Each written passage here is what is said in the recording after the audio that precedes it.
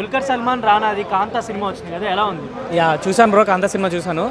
Okay bro, అంటే ఇది అందరికీ నచ్చపోవచ్చు, కొంతమందికి మాత్రమే నచ్చే సినిమా. ఎందుకంటే ఇందులో ఏంది 90స్ది తీసుకున్నారు కాబట్టి ఏదైతే చూపించారో అదే ఫ్లేవర్లో ఉంటుంది సినిమా. సో అదే ఫ్లేవర్లో చూడాలి. ఇప్పుడు జనరేషన్కి ఈ గ్రాఫ్లో చూపించలేదు, వాళ్ళు చూపించిందంటే 90స్లో చూపించారు.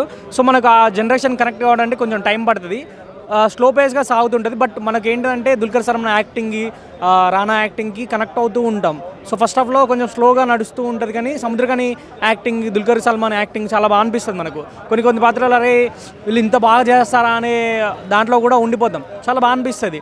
బట్ ఏంటంటే ఇది 90స్కి సంబంధించిన పాత్రలు కాబట్టి మనకు ఆ కోవల్లోనే ఊహించుకోవాలి. అరే ఇప్పటి జనరేషన్కి తగ్గట్టు సినిమా అనేది అయితే కాదు, ఇది కొంతమందికి ఇది ఓల్డ్ స్టోరీ.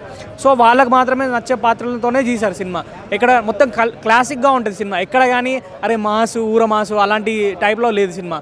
క్లాస్ పీక్ అయితే రానా క్యారెక్టర్ బ్రో, ఎందుకంటే సెకండ్ హాఫ్లో వస్తాడు. ఫస్ట్ హాఫ్లో దుల్కర్ సల్మాన్ యాక్టింగ్ సముద్రకాని పోటాపోటీగా చేస్తూ ఉంటారు. సెకండ్ హాఫ్లో రానాది చాలా బాగా అనిపిస్తుంది మనకు. ఏదైతే ఉంటాడో క్లైమాక్స్ దాకా ఉంటాడు రానా. సెకండ్ హాఫ్ స్టార్ట్ అయిన కొంచెం క్లైమాక్స్ వరకు ఉంటాడు. తన పాత్రతోటి అందరినీ డామినేట్ చేస్తూ ఉంటాడు అనిపిస్తుంది రానా పాత్ర.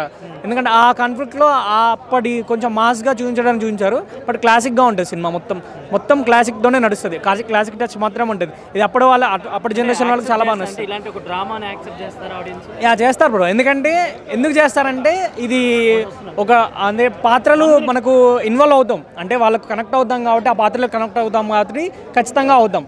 ఎందుకంటే ఓవరాల్ మూవీ అంటే ఫస్ట్ హాఫ్లో కొంచెం స్లో పేస్ అనిపిస్తుంది, బట్ సెకండ్ హాఫ్ అయితే చాలా మంచిగా అనిపించింది.